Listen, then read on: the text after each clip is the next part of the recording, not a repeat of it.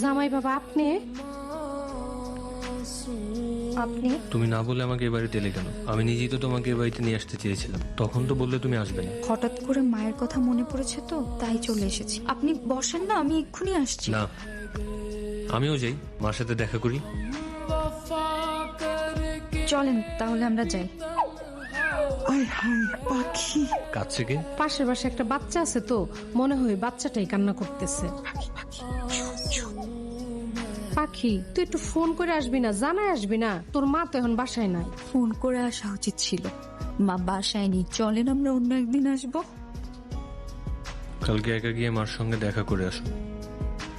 जिसने पूछा हमसे बिछड़े यार का, जिसने पूछा অনেকক্ষণ হয়েছে পাখি, অন বাড়িতে জামাই জানতে পারলে